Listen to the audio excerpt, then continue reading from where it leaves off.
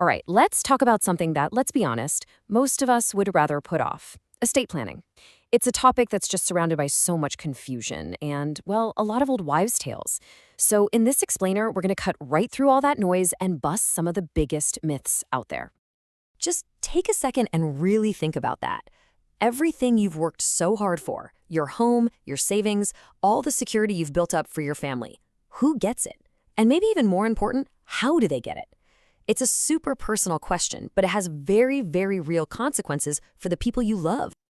You know how it is. We hear things from friends or family, right? Oh, you just need to do this, or nah, that's only for super rich people. And it's easy to just rely on these little shortcuts. But here's the thing. When it comes to legal and financial stuff, that common wisdom can cause so much stress and cost your loved ones a lot of money. Today, we're going to put that wisdom to the test. Okay, let's dive right into the biggest one, the myth I hear all the time, that you need to have a giant mansion and a huge fortune to even bother with estate planning. As you're about to see, that could not be further from the truth. So first things first, we need to understand what an estate actually is. The word itself sounds so grand, doesn't it? But really, it just means everything you own: your car, your bank account, your EPF savings, any shares you might have, even your personal stuff like jewelry or your laptop. If you own things, and pretty much all of us do, then congratulations, you have an estate.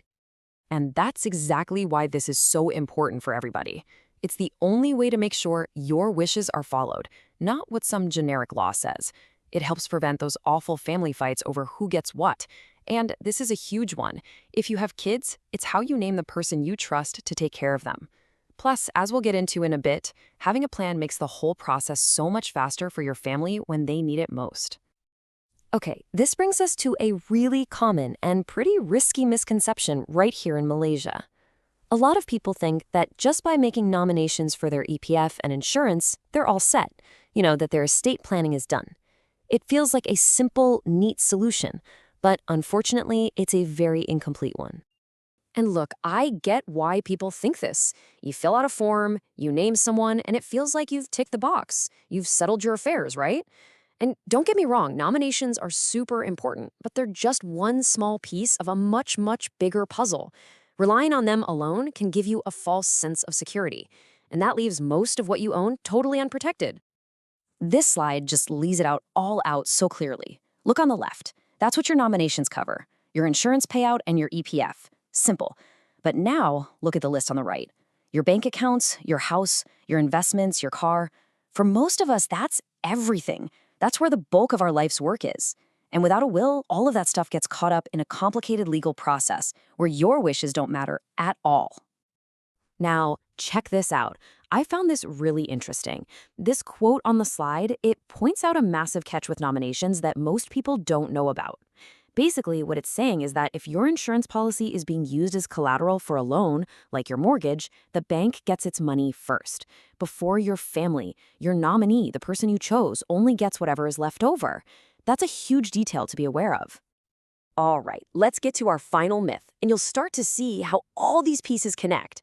This is the big assumption that, okay, even if you have a will, the whole court process is just a simple formality. Your family just shows up with the will and boom, assets are distributed. If only it were that simple. So, before a single thing can be done, your executor, that's the person you pick to carry out your wishes, has to go to the high court and get a special document. It's called a grant of probate. The best way to think of it is as the official starting gun for your will.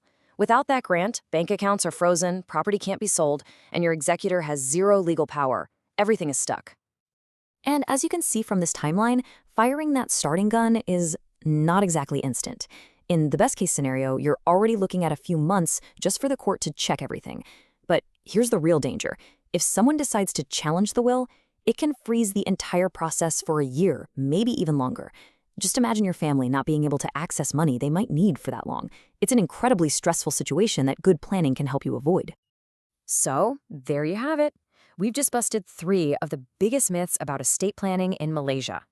It's not just for the wealthy, nominations are not the magic solution, and the court process is anything but a walk in the park.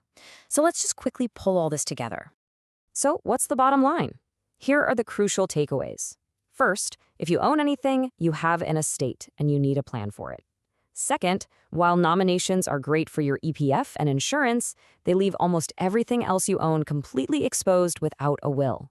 And third, having a clear, properly written will is your absolute best defense against a legal system that can be slow, complicated, and a real nightmare for your family. At the end of the day, this whole thing, it isn't really a morbid conversation about death. It's the exact opposite.